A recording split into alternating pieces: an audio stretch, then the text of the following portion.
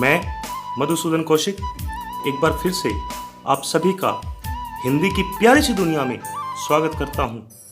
आज हम कक्षा 10 के पाठ बाल गोविंद भक्त का सार पढ़ेंगे।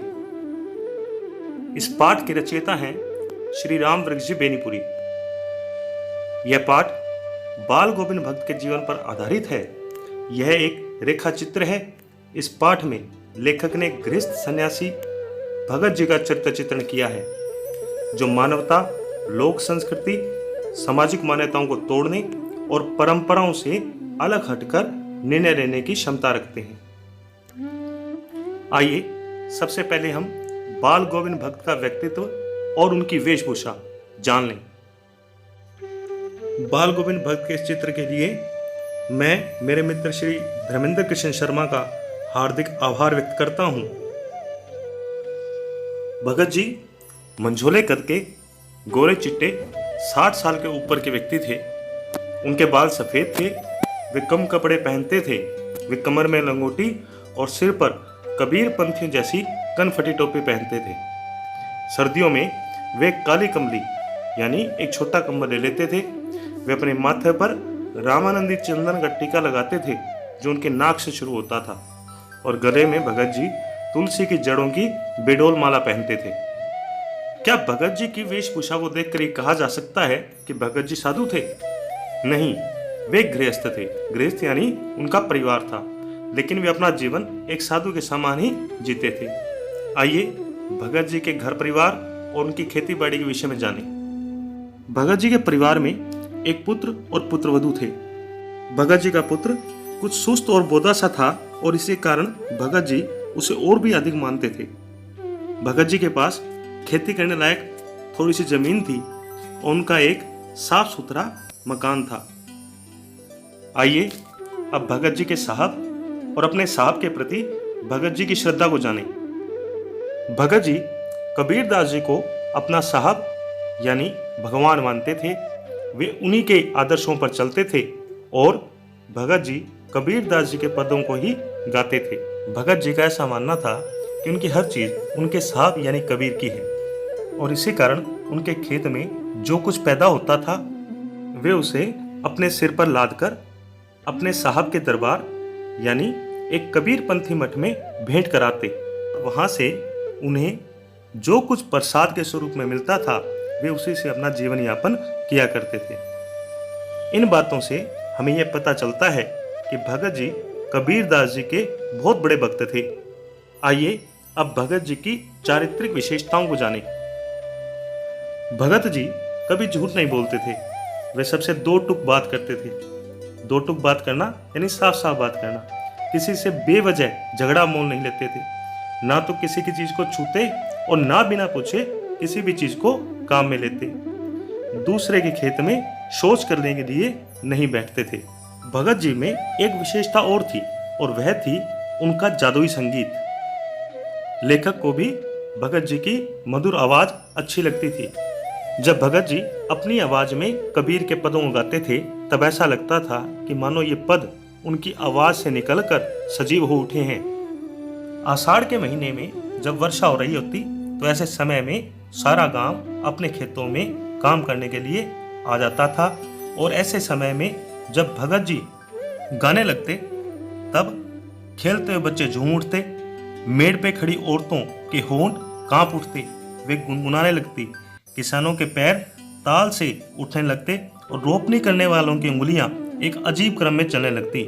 संक्षेप में कहा जा सकता है कि भगत जी के संगीत का जादू सबके सिर पर चढ़कर बोलता था।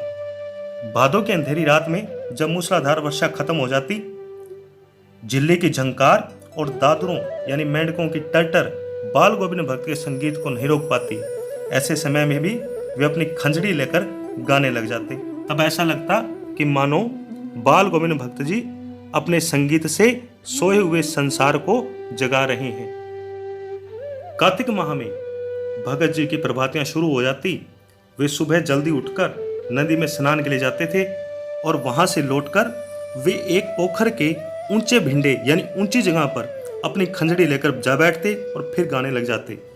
माघ के महीने की दांत किटकिटाने वाली सुबह में भी सूरज के उगने से पहले लालिमा युक्त आसमान के नीचे पोखर के उसी ऊंचे से स्थान पर बैठकर भगत जी अपना गाना शुरू कर देते। गर्मियों की उमस भरी शाम में जब भगत जी अपने घर के आंगन में कबीर के पदों को गाने लगते, तब उन्हें सुनने वाले वहीं आ जाते और भगत जी अपनी ही आवाज में इतना खो जाते कि वे खुद नाचने लग जाते थे। भगत जी की संगीत साधना का चरमोत्कर्ष उनके सगे पुत्र की मृत्यु के दिन देखा गया।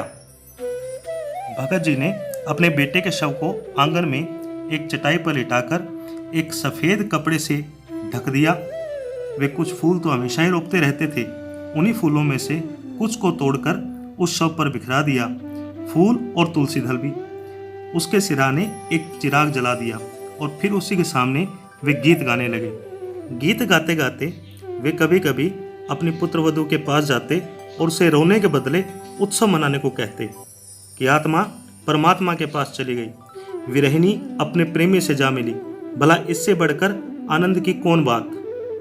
भगत जी यह कहना चाहते हैं कि मृत्यु के बाद आत्मा अपने प्रेमी परमात्मा से जा मिलती है, तो यह एक आनंद की बात है, न कि शोक या विलाप करने की। भगत जी के द्वारा कुछ सामाजिक मान्यताओं का खंडन भी किया गया। आइए जाने कि ये सामाजिक मान्यताएं कौन सी थी।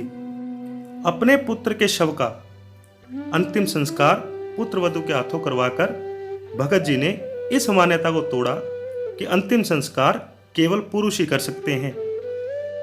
इसके बाद भगत जी ने पुत्रवधू के भाई को बुलाया और उसे अपनी पुत्रवधू के दूसरे विवाह के लिए आदेश दिया। इस प्रकार भगत जी विधवा विवाह का समर्थन करते हैं। लेकिन भगत जी की पुत्रवधू भगत जी को अकेला नहीं छोड़ना चाहती थी, क्योंकि वह जानती थी कि पुत्र की मृत्यु के बाद भगत जी बिल्कुल अकेले रह जाएंगे, उनकी सेवा करने के लिए उनके पास कोई नहीं होगा। यह सब सोचकर वह भगत जी को अकेला नहीं छोड़ना चाहती थी। भगत जी की जिद के कारण पुत्रवधू की एक भी बात नहीं मानी गई और उसे अपने भाई के साथ अपने घर आना पड़ा। बाल गोविंद भगत की मृत्यु भी उन्हीं के अनुरूप हुई। वे हर वर्ष गंगा स्नान के लिए पैदल जाते थे। रास्ते भर में वे कुछ खाते नहीं थे, वहां से लौटने के बाद अपने घर में ही खाते थे। अब की बार जब भगत जी गंगा स्नान करके लौटे तो उनकी तबीयत कुछ सुस्त थी। खाने पीने के बाद भी तबीयत नहीं सुधरी, उन्हें थोड़ा बुखार आने लगा।